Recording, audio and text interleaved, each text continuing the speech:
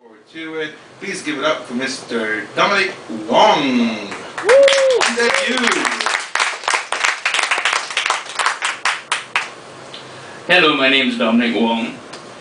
As they said, today is my first time up here. Honestly, if I don't look like I'm kancham, I'm shivering and I need to shit and I need to pee really bad. Okay? So if anything's not funny, you can just laugh. If not, don't keep silent. You know, drinks always at the counter on that. Anyway, I didn't really prepare much, but I kind of guess that since I'm going to be up here trying to fill about 5 to 7 minutes of it, I'm going to talk about myself. Because anybody who comes up here, it's about self-indulgence and all this shit about, you know, public speaking, presentation and all that shit. It's secondary, you know, after you go down there you can talk, oh yes, I improved my public speaking today. But when you're up here, it's all about yourself. You know, you try and make people laugh, not because you want to make people feel good, you try and make yourself feel good. You know, so, thank you. So, I'm going to talk a lot about myself. My name is Dominic Wong, I'm Chinese. But I like to call myself culturally mixed up, and I like to call myself a cultural consultant. Self-proclaimed cultural consultant, because I love different kinds of cultures, and I especially love Indian people.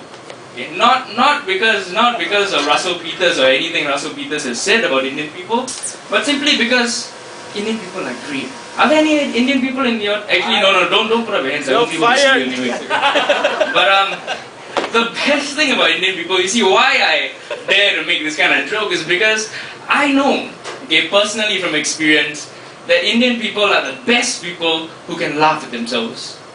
And that is the greatest thing on earth. I was from Mahabodhi Primary School, Chongqing Secondary School. These are extremely Chinese, communist kind of schools. Chongqing had a lot of arrests in the 1960s and stuff like that. My school flag was white with Chongqing written in red, bright communist red. So I lived that kind of life for about 10 years, and then I went to Polytechnic, Law and Management TP, Masik Poly, and that's where I began to meet Malay people and Indian people. And Indian people shocked the shit out of me, because during discussions, like first project meeting, during discussions, anything doesn't go the way they go. It's because I'm Indian, right? It's because I'm black, right? You got something against black, right? You bring color now, right? That's what they will always say, you know.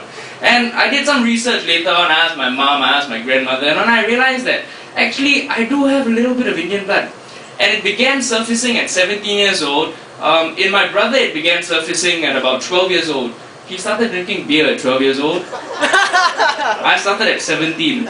And I've never gone back ever since. Okay? I had a six-pack in secondary school. Now it's about two babies. Okay? Twins growing here. The army can do nothing to my beer belly. Okay? The army will do nothing to an Indian beer belly. But anyway, you see, I have this friend, really close friend of mine, Ashwin Ganapati. Okay? He will tell you hilarious stories about his father.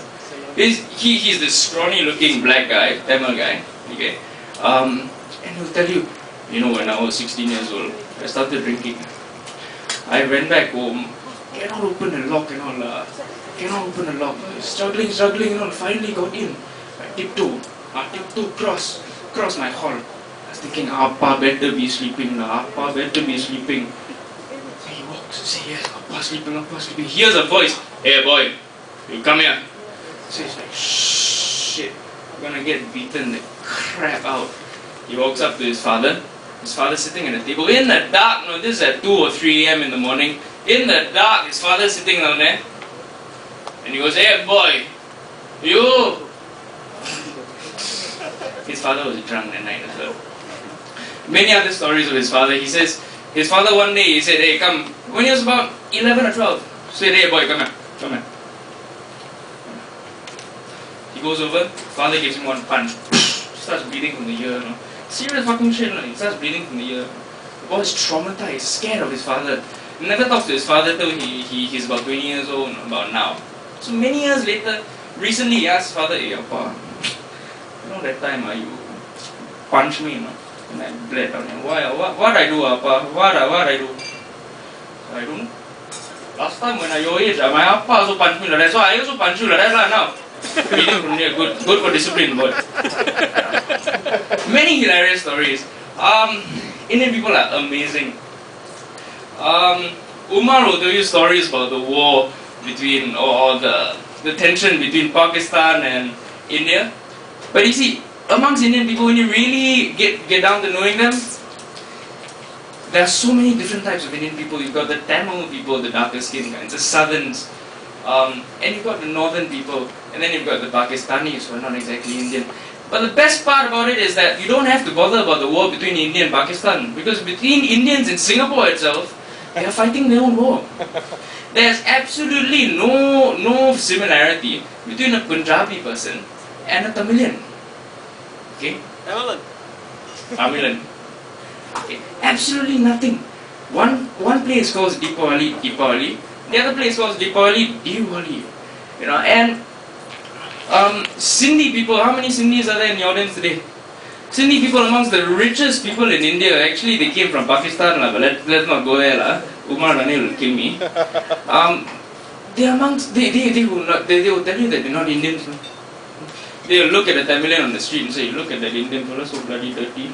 They will tell you that. No? I love culture. I love different. Another area of interest is facial recognition.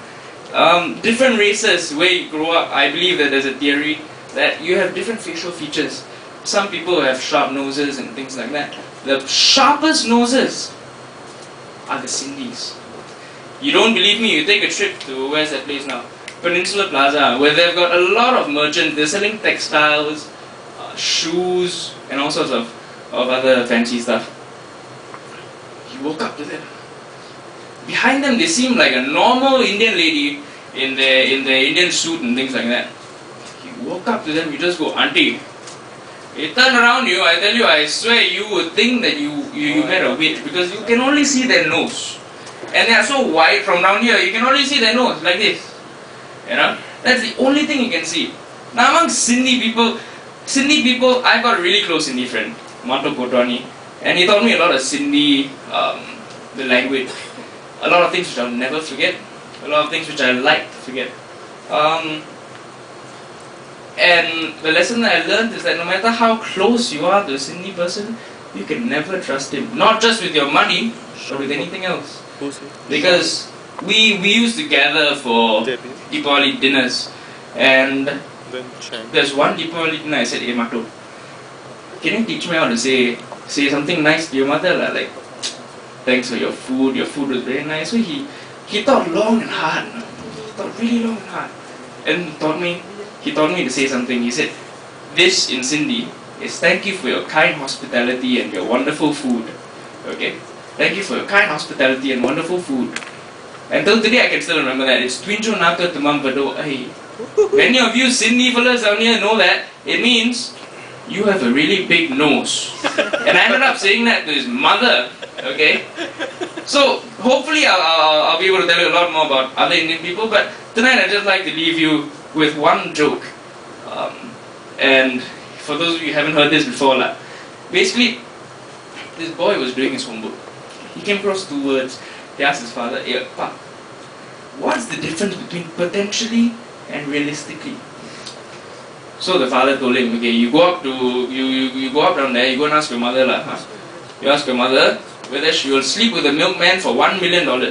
Then you go to your sister's room and you ask your sister the exact same question, okay? So he went. So he came back, he told his father, Pa. They both said, of course I'll sleep with a milkman for $1 million. Both immediately, of course not, definitely, $1 million, no? So the father said, boy, there you have your answer. Potentially, we're sitting on $2 million. Realistically, we're living with two sluts. Thank you very much. My name is Dominic Wong.